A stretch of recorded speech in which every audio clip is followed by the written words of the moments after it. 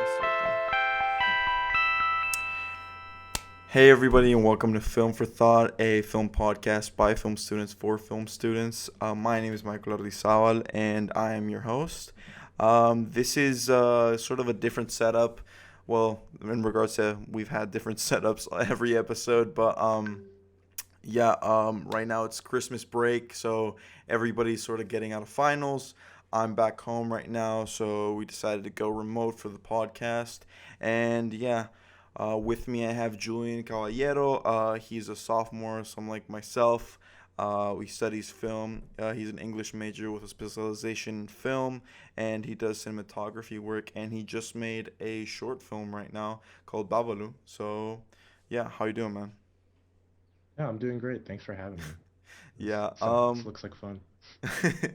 Yeah. Thanks for coming on. I definitely wanted to talk to you about your like sort of how was your process since we're like both relatively new to making like large scale productions, I'd say. Like, how was your Sure. experience? Well, I mean, it was definitely interesting, especially like with COVID and all. With the industry, we definitely had to keep it like, keep the crew small, and definitely everyone had to wear a bunch of hats, and we tried to do the SAG thing to get some SAG actors, but there's just like too many hoops we had to jump through, and it wasn't really like financially plausible to do the whole SAG thing. I'm sure you had to go through Yeah, that as well. I can definitely agree with you there. Like, for those who don't know and are watching at home or listening at home, SAG is basically the Screen Actors Guild, which is basically like they're the head honchos of the rules you got to follow. They're like sort of the enforcers, and there were before COVID, there were already a lot of rules in order to get like people from SAG, and it's one thing if you like have a film like with like an entire budget and stuff like that, but being a student film and trying to go through SAG to get actors and stuff, that is was already sort of like a proceeding that you had to do, and it was a lot of paperwork. But now with COVID, it's just especially with that thing that they're practically charging like students in order to get the like get actors tested, which I thought was kind Yeah. of insane. No, yeah, it would have been extremely expensive, and it's just frustrating because they hold like a student film to like the same standard of like a big budget production when it comes to COVID protocol, which is like understandable, but it's just like something that's unachievable for something with such a small budget. Yeah, I mean, like, I mean, I, me being also a person that made a movie and had to go through the exact same, like, sort of encounters with SAG and everything, it was so difficult to, like, try, because what I said in my head, I was like, at least for the film I did, I was like, well, I had five actors that were going to be recurring on set in close vicinity. So I was like, all right, so five actors. Worst case scenario, they're all from SAG. They all don't have insurance, so that means that you have to pay for their COVID test, and every 48 hours they have to get tested, which is reasonable when you think about it, but also they and then they say like you're the one making the movie, you're the one with the project, you have to pay for it, and that'll run you down. What was it like? It's like 100 to 150 bucks, something like that, each COVID Yeah, test. it was like 100 something per test, but then it's like if you add that like per actor every 2 days for like a 1 or 2 week shoot, it's like, you know, Yeah, that's it's a lot. it starts adding up, and especially, I mean, we had like in my film we had no budget. There was Yeah, everybody was paying out of pocket for like little trinkets and stuff like that, but there was no real budget. There was $100 for food, and that was it. That was it, and I mean, most student films operate that way. It's not like a rarity, and I mean, I mean, it's what you said. It's like holding student films to such a high standard. no, yeah, absolutely. It's something we have to work around. It's like that's the whole struggle of the student film is trying to make a movie with such a small budget and like also small crew. Yeah, I definitely feel. I also wanted to ask you about your project in Babalu. I was able to get a read through it, and I was definitely interested, and I was wondering if you could talk a little bit about that. No, yeah, definitely. The whole idea for this script came from I wanted to write something like about my grandpa, and it's not like directly about my grandpa, but my grandfather was like a political prisoner in Cuba, and I know that like he lost like he was never very religious, like he didn't believe in God, and I know that he like lost that while he was in prison, but he was always a very like he still believed in Santeria and like San Lazaro and stuff like that, and was still like a worshiper of that. And I know I wanted to explore how like how someone could like lose their faith in like one religion, but keep it in like another, and just the character in like my script that's like about him like kind of like getting broken down, but then also like kind of like finding a new answer to like what he's looking for. Yeah, definitely. It's a very, I'd say, it seems very cathartic in your sense, since it's Yeah. a sort of a personal story in that regard. And also, you acted as the director of photography, right? The Yeah, cinematographer for the project. I was the DP. Yeah. Yeah. How did you feel in regards to, because there is a sense of like what you wrote and it being like a personal story, something that you've had in mind for a while, and Hmm. like going from that to getting like somebody else to direct it. Like, how was that experience? Yeah, I mean, I definitely I really want to like I was pretty torn apart about whether being the DP to my project or the director, but like DPing has always just like been what's more interesting to me. Like before I did film, I always did photography, and like cameras is just like what I know, and I really wanted to have like visual control of my film. But thankfully, like I was able to get someone that I knew well as like a director, and Naomi, who you know, and Yeah. she did a good job, and Sarah, who was my assistant director, also did really well, and they did good together. And I never had an issue where like I felt like I like had to do like everything, like everyone was doing their part, and I like made it a point for myself to try and delegate more, since like I feel like a big issue with like film students is like thinking like we're just going to be able to make like movies, like ourselves, but like that's just not what the industry is. Yeah. It's like you have to do like your job, and it's like Yeah. let other people take control. It's like that's the whole process. It's funny, really. I was doing so. We had to make, for one of the classes Julian and me were taking. We had to make a movie, and then at the end, like relatively recently, we had to make a production summary talking about it. And there was a lot of reflection, and that I personally made, that was, I just have such a newfound appreciation for directors and their like in a and their ability to delegate. And I feel like that's not put up there, like not talked about enough when it comes to the director, because they're like an ability to delegate and like be a leader on set is so, or like even in pre-production, is so crucial in order to have like a well functioning oiled machine of like being able to go and like do everything you need to do and make sure everybody's on their own thing. And I mean, that's such an important part, and I feel like it's not talked about enough. No, I definitely think people also underestimate how big of a workload pre-production can be. I feel like it was definitely like the not maybe not the most difficult, or I guess I could I could probably say the most difficult aspect of. I mean, we haven't gotten into editing just yet, but um, in the sense of like the workload, I feel like especially when we were trying to do SAG, like it was definitely overwhelming, and that's definitely when I realized like okay, like I need to delegate like this. This isn't something I could do all by myself. And I know you've done like work before. You've worked for some artists doing music videos and stuff like that, and then you've also done like photo shoots by commission. How has sort of like that changed? Because you primarily want to do film, and this is something you want to do. How has it evolved in regards to, all right, so this is a music video, and like this is something I'm working on a different artist, and then going to the other extent, which like this is my vision, and I wrote this, and like this is like what's my vision visually and like my story. Yeah.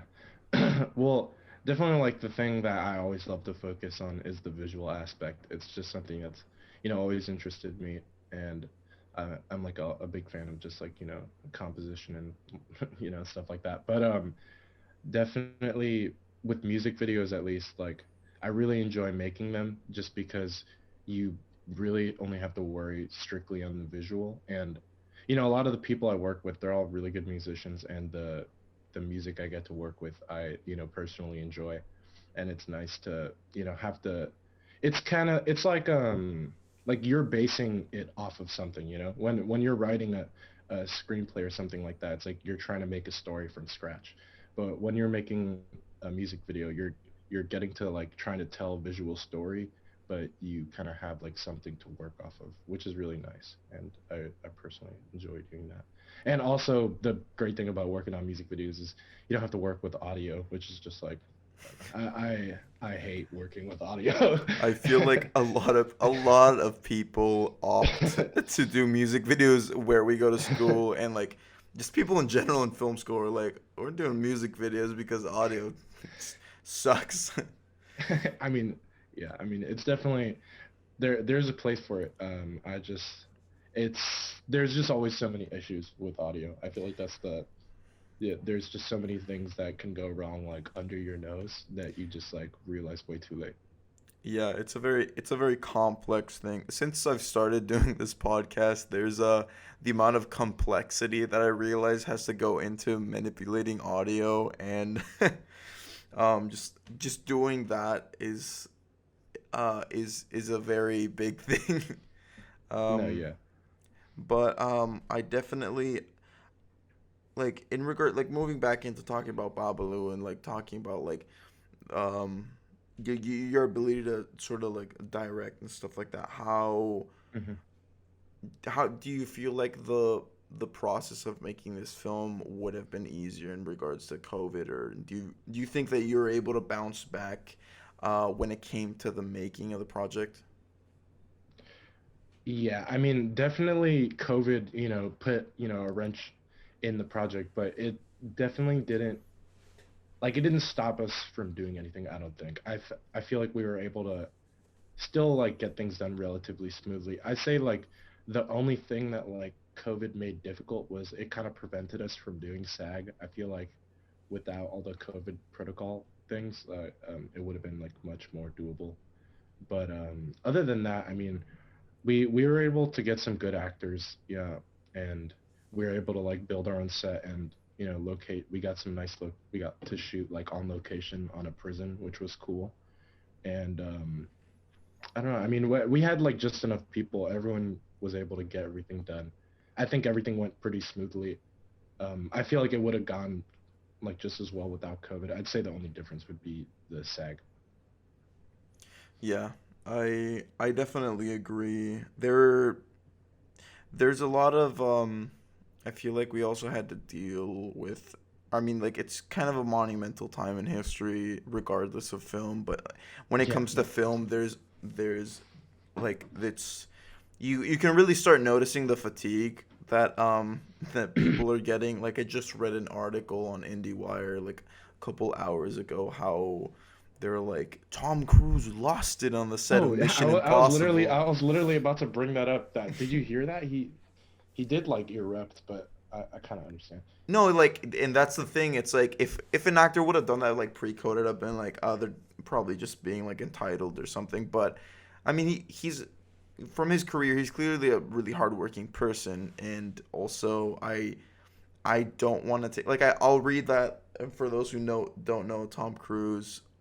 He was on the set of Mission Impossible somewhere in Italy, and somebody got COVID, and then he got like extremely pissed at people on set, and then he was like, "Well, if you got COVID, you're fired." Like there are like thousands of jobs on the line, and he also said it too. He was like, "There are thousands of Yeah. jobs on the line. Like it's highly irresponsible. Like I don't want to work with you ever again." Like, what the Well, yeah, I fuck is mean, wrong what with he was you? saying, he was like, "Oh, our industry is suffering and like people are losing jobs," and Yeah, it's and, like and he literally said we like, can't. "We're gonna fucking make this movie," and I was like, Yeah, he's like, "We're gonna finish this." "Yeah," and I was like, like I was reading that and like I feel like they were really shitting on him on IndieWire a little bit, but I was like, it's so Yeah, understandable. Like it's everybody's sort of going through it, and especially as student filmmakers and having to deal with the burden of like having to take a semester completely online, and yeah, then on I top of feel that the be like, frustration. yeah, and then after on top of that be like, all right, we're still making movies, dealing with the protocols and all these things that like we have to comply with. It definitely takes a toll, and I really understand his frustration. No, yeah, I mean Tom Cruise is a touchy subject, but in that aspect, I definitely I didn't disagree with him super much on that. You know, I agreed that it's tough for everyone right now, and it's like, and people really need this. You know, like there are people that really need their jobs, and it's dangerous to like one person could put everyone at risk. Yeah, and it really is just like it is sort of like an honor system. Like you really just have to confide in people, and just because it's like, or like take for example the set of Mission Impossible. There are thousands of people working a day on set, and it's a close, it's a what is it called, like close proximity business. I imagine it's something like Yeah, that. sure. Um, and it's like a lot of people are interacting. They're relatively close to each other, and it's like those are thousands of people that are just like working and are able to have a job after not being able to be on set for months since March, really. And it's like, and one person decides, oh, I'm gonna go to a bar, I'm just gonna like put myself at risk, and it's like, and then just catches COVID, and everybody has to go, and it just like everybody just has to not work for the next 3 weeks, which is like at this point like either they can't afford doing that, or it's just like such financial strain on like all these people that work as like grips and just work below the line, which is like really hard to sort of comply with. Yeah, no, I totally agree. It was definitely something that was looming over set, and but we I mean, I guess I can't speak for you, but I never really had super many people on set. We only had like like four people, no, five people on crew, and then two actors, like at most. But it was definitely an experience. I mean, having it was like it felt like a professional shoot, which is like something that I can't really say for like my other projects, and it was interesting to have that even with during a pandemic and during like most classes being online. Yeah, I definitely agree. I had There were some things that I wanted to do on my shoot. Like I had sort of multicam setups, Hmm. so I had to get like a second camera operator, and they were like being also when we had like extra people like on deck, it was also inside, which was like sort of an issue. So we were Hmm. what we had to do is sort of rearrange, and if you weren't like absolutely necessary for being like there on set, you like just had to leave the general vicinity, like go to the other room, go to the porch, go to like whatever, like stay in the area, but like you can't be on set basically. And that's how Hmm. we had to manage, and it was a very delicate subject, but a good thing that we, I mean, at least where we go to school, Loyola implemented was forcing film students to have a COVID compliance officer, Yeah. which is a person that's just on set designated to taking care, like having everybody like do questionnaires, having everybody like making sure they're sanitized, sanitizing equipment, and doing all these things. And I feel like that was a really pivotal point and like pivotal move of like having on set like on my set we had Alexis Reyes, and who's a Loyola student as well, and she did an amazing job just like keeping track of everything, just making sure everything was sanitized. So in regards to having people like shuffle in and out, I really didn't have a big problem with it because I knew somebody was on it and managing it in that regard. Hmm. No, yeah, definitely didn't like. We had a COVID compliance officer as well, and I feel like it was never a huge issue. Like, COVID, like it was never something that prevented us. And also, we had the ICANN, the screen monitored things, All right. and it allowed, the director to be like standing away from the camera and to still be able to see the shot, and for us all to be, standing apart from each other. Obviously, with the exception of the actors who were both tested before the shoot. Yeah, definitely. I it's it's been a real interesting sort of journey. I like because the movies that we just made, I feel like felt like sort of like the debut of like what's we're gonna actually be like on set for Hmm. for the foreseeable future in a way, and the smaller scale, but it felt like the most, at least in my experience, it felt like my directorial debut, like the most professional thing I've done so far. And it's like No, I agree with that. Yeah. all the planning and pre-production, and then but also in a way I feel like it's a good experience for students on set, or so, like film students being able to like make movies right now, and like having like official productions like the ones that we've just made during COVID, because it's like you just add all of that complication, and then hopefully when like next year, if COVID's like gone completely or something, we're able to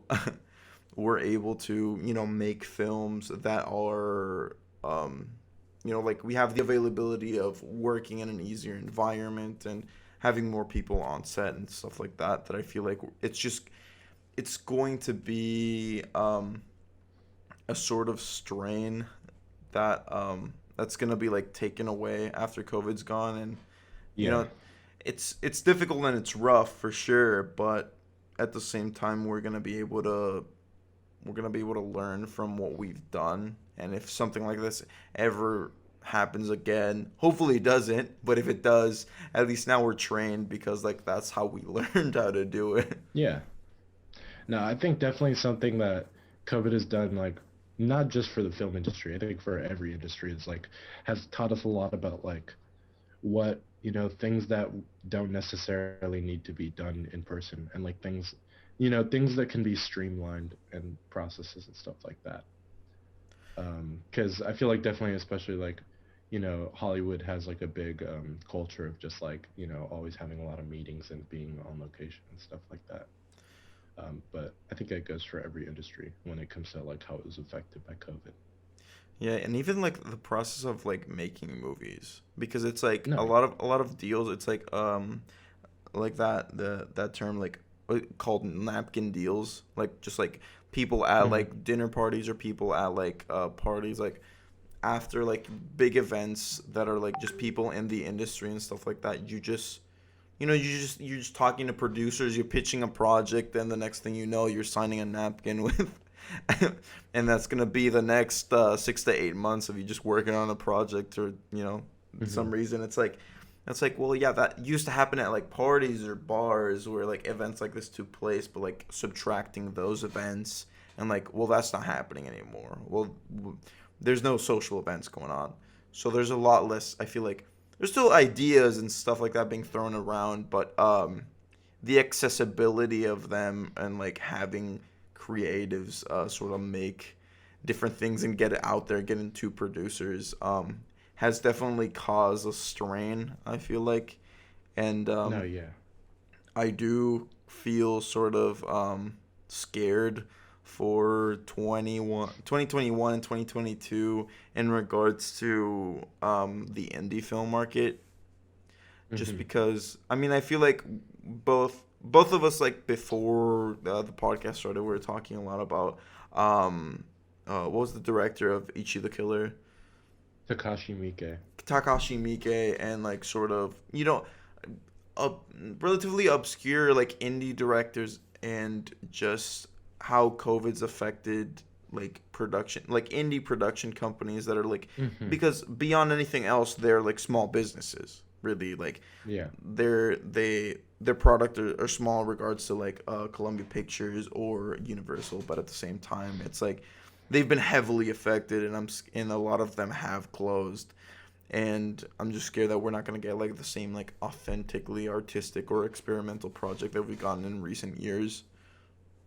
Yeah, I mean it's definitely a more closed industry now, and that's definitely true. Um, I would say that to definitely look at people like Don Hertzfeldt. I don't know if you're familiar, but he's a filmmaker and animator that he's definitely in like a very like textbook like independent filmmaker in which he pretty much controls like all aspects of his production. Like he's the one who he writes, he shoots, he records, he produces, he even distributes the films himself. He Like if you distributes a look at film. like How does yeah, that work? most of his films you can only really like rent or buy on Vimeo, but Oh, he's damn. still like made a name for himself, and he's still like, obviously in the indie circuit, but he's still been able to something I was reading about him is that he's found a way to like be able to turn a profit from that and still be able to like make his own films, which is like I'm sure like like that's something that's huge that like Yeah, almost no one could it's do that, to be able to just make like normally he's like the only credit on this film on top of like maybe one or two other voice actors, but even that's then like insane. he is like the main voice actor in like most of his films.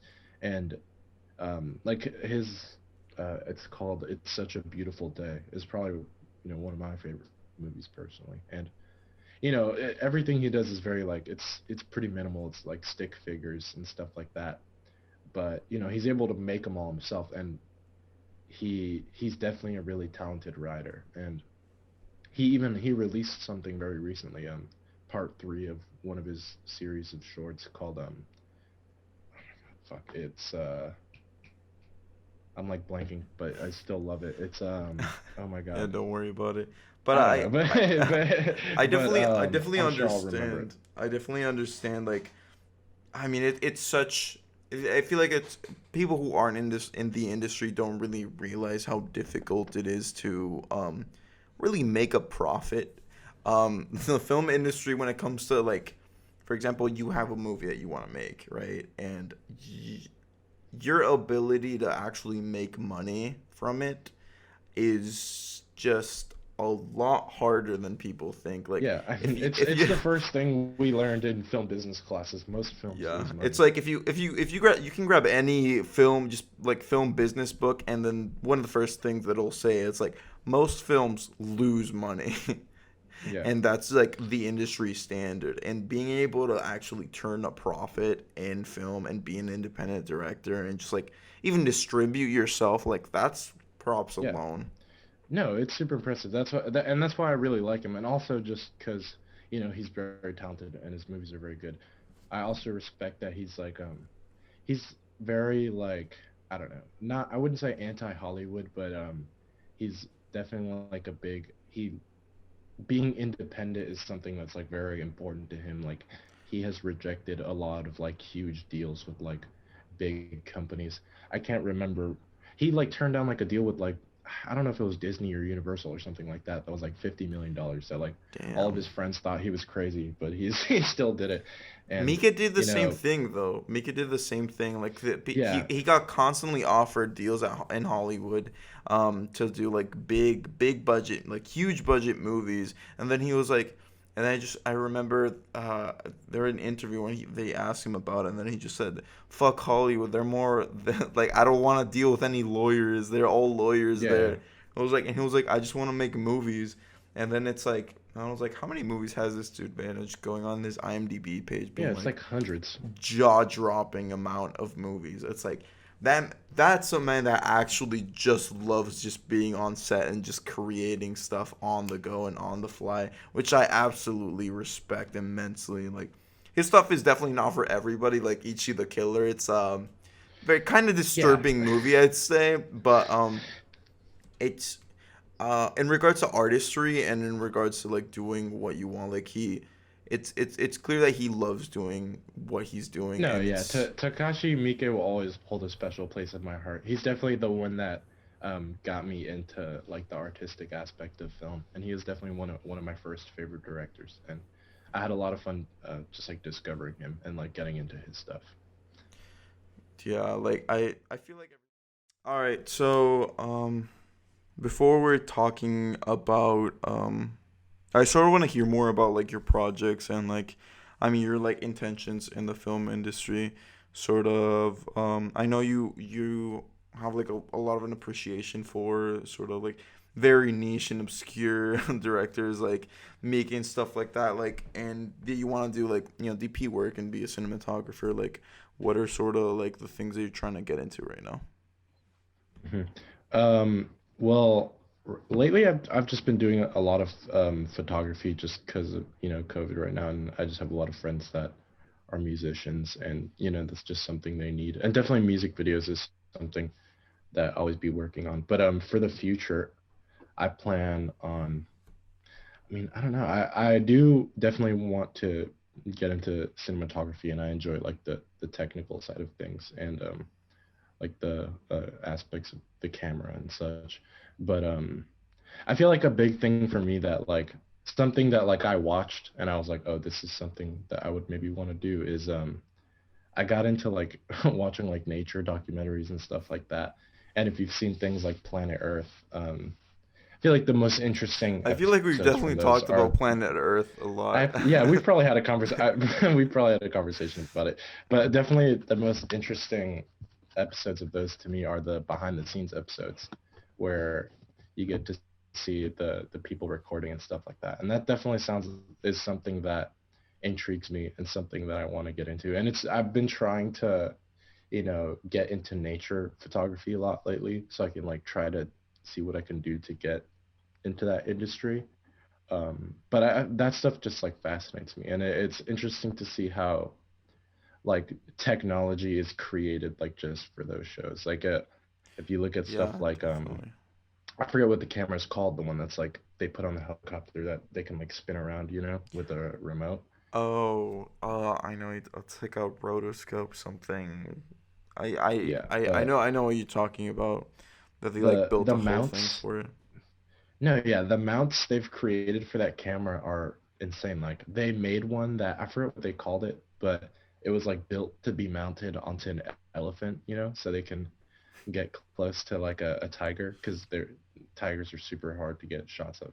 But it's like, they'll spend like months to get like one shot. Or, I was talking to like a nature photographer, and she was telling me how they had this one picture of a sea sponge like releasing eggs or something like that, and that it took them like 20 years to get that shot, and that it was like the rarest photo like they've ever taken. And I Damn. don't know, stuff like that really interests me, and I've always loved nature, and I've always loved film, and it seems like a pretty good combination of that. Yeah, definitely. That's actually how I got sort of my start. I the first thing I did was nature photography. Um, Nice. yeah, I really do have an appreciation for it and like for like being able to capture like being able to like just capture um I don't know, like very like niche things and like also like I feel like when you're watching all these like nature documentaries, you don't think a lot about it, but like the amount of equipment that these people need to haul, like Yeah, the that's true. I was with this photographer once that's like Hunter and he's from here and I've never in my life seen a like a lens that big. It's like a telephoto lens that was created in order to do two things. To be able to take like stills of soccer players from the other side of the soccer field, like they just look incredibly close, and like birds that are just like Yeah. miles away, and then you're just able to get it like if you're like this close, which is just incredible and like and the lens was so big I can't even remember the millimeter length on it. I imagine it was like 1600 or some insane, Yeah. but you needed two tripods just to set up the lens and I was like Christ. Yeah, no, it's definitely. I mean, that's also what I like about like nature, not just photography, but like filming and stuff like that. Is for some reason that the technological aspect is really heavy there, just because there's a lot of things that like something that you'd be able to like control in a studio, you have to like work around because you're out in nature, and it's like that's not a like a setting that you can control. It's not a yeah exactly, but yeah, I mean, that stuff interests me. I definitely do have an appreciation to. I used to do like when I used to do it. There's it's just so fickle. Like it's very difficult, and I could see like if you're like a nature photographer and looking to get this like one thing, and it could take like just months to be able to get like a individual shot, Yeah. like a still of a lion or something like that, or a still of a tiger, like that can prove to be an absolute challenge. And also like the aspect of technology, really, it's like things in film that are created solely for the purpose of doing specific niche things. It's like jib arms and stuff like that, just to create like pan shots, or like gimbals in order to give like a more of a fluid effect on the camera, but Hmm. still be able to manipulate it fully. It's like it's kind of insane when you start like adding all these things up, and it's like there's a lot of tools already out there for film, and then Yeah. it's like, but people are still like are like hardcore directors that have like a background, or like have sort of had a background in engineering. They just create like different things. Like Yeah. Christopher Nolan Things does it get all the custom time. made. Like in that one shot in Inception where the hotel room just pivots, they had to just create a machine that would like pivot on two sides, and it's like Yeah. the interior move right and then the exterior move like left or something. I can't remember exactly how it was, but they had to create like a whole contraption that was able to do that. And like it's just like small, they kind of feel like small things, but they really do, like, I don't know, create. And it's just like sort of fascinating to see. It's like in Interstellar that they were able to do like a an accurate depiction of a like a black hole, and have like that like Yeah, yeah. bending That effect was pretty that they crazy. like paid theoretical physicists to sort of figure out how it would look to the naked eye. And I was like, Hmm. it's insane. It's like like indirectly it's like attributing to science. No, yeah, it's pretty interesting how like there's like technological advances like within the industry too, and just how it's like constantly evolving. I don't know. It's fascinating stuff. It it it really is, honestly, like um and it's also, I feel like, like people like us that are just starting to get into it, and just learning a lot about like different elements that we didn't know, and especially like the technology aspect of it. And it really does feel like a lot when you like start thinking about it, because like you'd see set like pictures of sets, and they're like, well, those are a lot of people. And it's like, but I don't know, like now if I see like a picture of a set or something, it's like it really just feels like an ant colony of like everybody has an individual task and like a thing they have to do in order to get this through, or like be able to get this done. And it's so crazy, but also like so necessary at the same time. And it's one of the reasons why COVID's, I feel like it's so hard, because it's like when Yeah. you get to bigger budget stuff, you just need so many hands on deck. And it's like just because of No, like all the that. technology aspects and the little like trinkets and things. Hmm. Yeah, I was just gonna. I definitely have an appreciation too for just like the administrative jobs in the industry and all the like the management. Like it's definitely a lot, especially when it comes to pre-production. Um, like even for something as small as like our short films, like there's definitely a lot that needs to be handled, and I could definitely see for big budget things where there's like studios behind it and producers and a lot of things riding on it. I can see how in pre-production there can just be like a huge workload that there's a lot of people that need to be behind. Oh yeah, definitely. And it's so crazy when you, I mean, like, being a kid and then being like, oh, I want to make movies, and it seems fun, and then like starting like doing, I don't know, did you work a lot like closely with like your producers, or did a little bit of like producer work? I definitely I had like my producer was fully virtual, but they were definitely able to get a lot done and helped a lot with the locations. And while we were trying to do it, he did help a lot with the SAG. And I definitely also like took on a producer role just because it was also just my project, and Yeah. I just had at least like I had a lot of like final say on things. While I definitely wasn't the one who's like, getting the actors or finding the locations, it was definitely like they would go to me to make sure like, oh, is this fine for because in the end of the day it's like it seemed like everyone was trying to respect my vision, which I really appreciated. But yeah. Yeah, that's also, I mean, like just the importance of getting people on set that sort of, I mean, like beyond respecting your vision, just like have an appreciation is of the source material. I feel like, No, yeah. and it's like so crucial. Just being able to also getting a good product out there. But I really like because I was a director of my own film, and I also had to take up like a sort of productorial role in order to be able to get a lot of paperwork and stuff done. And it's, I mean, was really like because I we also on my project we had two producers besides like me doing like production work, and it was even for the three of us like working simultaneously, like it was still a lot of work. Like it was like an Yeah. incredible amount of work, and I'm so grateful to have the people that I had working with me.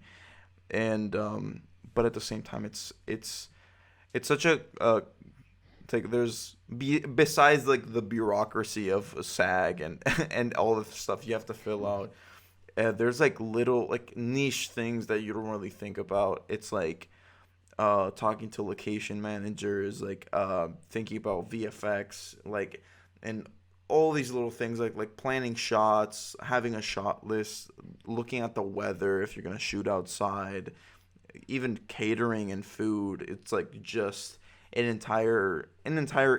like sub industry reliant on like film and stuff like that. Just catering alone, which is like it's so huge, yet No, it's like yeah. so small because it's such a cog in a machine. No, it can definitely be like a logistical nightmare sometimes.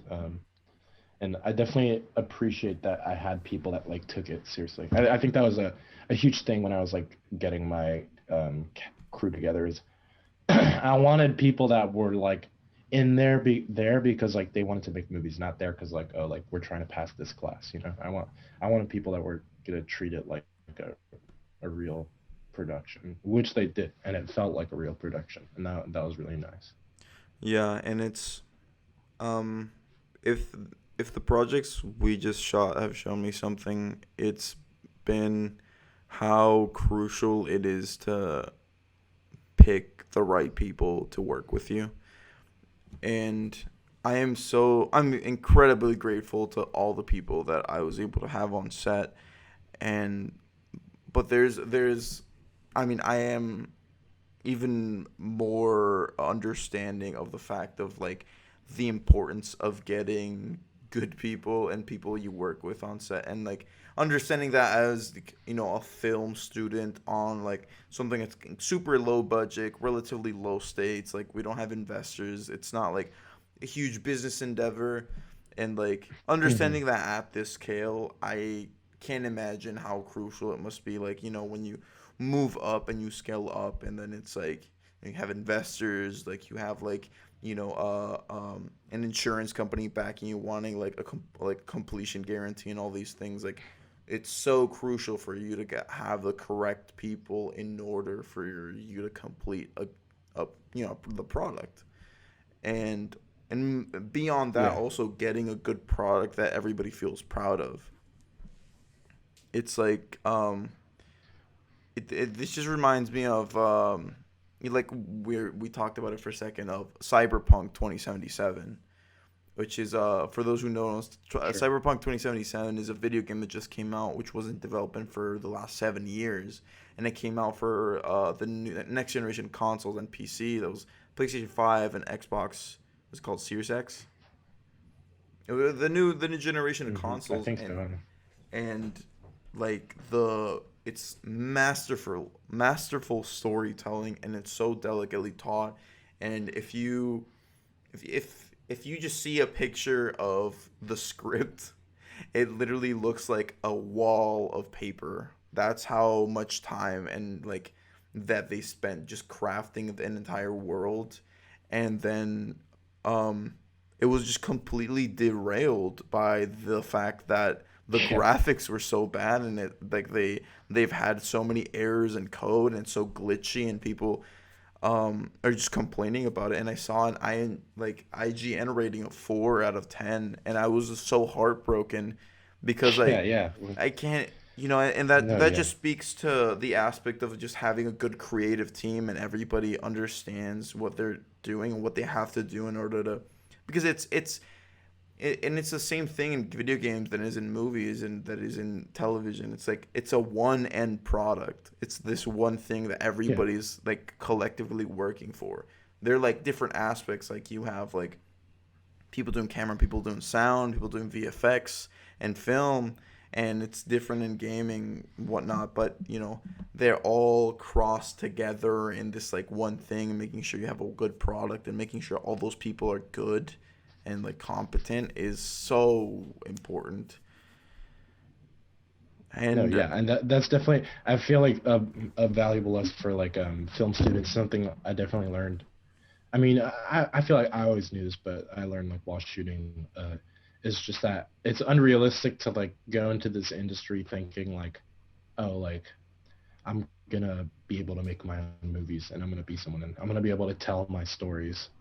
And while that's like it's a great thing to want to be able to do. It's like you have to be able to tell other people's stories and you have to be able to, just do what your job is, and make sure that that specific thing that you're supposed to do is perfect, you know? Because if you're going to try and like take control of the project, like no one's going to want that. yeah, And completely. yeah, Like it's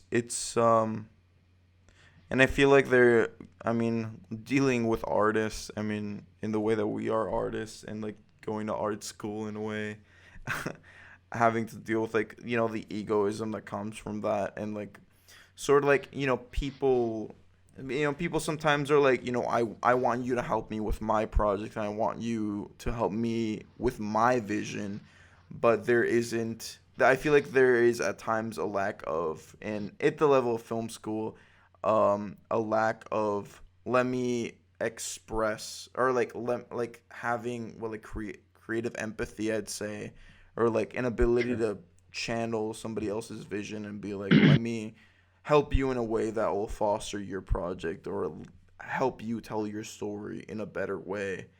And that is so crucial, and that's how people really do make it in this industry. It's like being creative isn't all about just you being like, um, these are the stories I want to tell, and this is the only thing that's important to me. It's like it's like, yes, having an ability to tell stories and having an ability to do what you want creatively is a good thing, but also having like the ability to also to move beyond that and be like, the idea that somebody else has is such a good thing and such a thing worth pursuing, and then you want to like help them foster that and help them like grow and like as artists.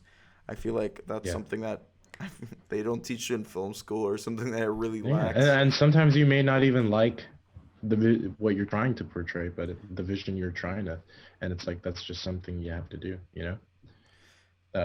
in the end of the day, you can't really step on anyone's toes in this industry. And I think definitely like the big, film students are, known for being an arrogant, like pretty, it's like a stereotype, you know, definitely. And it's definitely something that people need to overcome because it can be a deadly characteristic in this industry. Yeah, it could really just blacklist you fully, just like having that sort of like personality trait. And I have so many friends of mine who who just send me like TikToks or videos of like people like mocking film students or being like snubby. And it's like I'll watch that and be like, yeah, it's funny, but it's funny because it's so true. Because there are people who actually Yeah. do, like I know personally No, that I have those know. Yeah, personality no, we traits, all we all know definitely. and it's Yeah, it's oh, and I just think about it. It's like, I mean, like it's so hard for me to be like, how are like it's just having like anxiety for them, being like, how are you gonna make it in this industry, man? yeah. Like And you that's really definitely a gotta. big part is also just being able to deal with those types of people because there's going to be a lot of those types of people that are going to be in like high positions that you're going to have to deal with. True, And and that you is know, completely true. And I mean, for any industry whatsoever, you deal with people with different personalities, but especially when it comes yeah. to a creative pursuit, I feel like there's it's like a whole other ball game that you really have to take into consideration. And I don't know, like I do feel grateful. Like some of my favorite people ever have been like, film students or people trying to pursue film or trying to pursue like things artistically. But at the same time, it's Hmm. like that versus the amount of people that I've met in film that are just like be like, I'm gonna be the next Kubrick, and I'm like, Yeah. sure, buddy, do what you want, go with God. Yeah, exactly. But yeah, I think that's it for this episode of Film for Thought. Do you have anything you want to plug? Um uh crap, sorry. Like he's I like totally blanked. Uh I guess just my photography account at Caballero Photography. All right, awesome. Definitely check So it out. But go check out at Caballero Photography on Instagram, and yeah, I'm also gonna have a link to your movie when it's up. for sure. When do you think it's gonna be up? I don't know. It'll probably be a while because it has to go through like well, people are taking the editing class next semester, and True. So I want to see estimating how it it goes by through when that. mine's gonna be done, I say like April 2021 probably. Yeah, yeah, that's a good All right. estimate. So check Babalu out in April 2021. And yeah, thank you for joining us. This has been Film for Thought. Don't forget to follow us on Instagram. And also, we have a new Twitch channel that we're going to start streaming at. So also check that out. All right, guys. Thanks.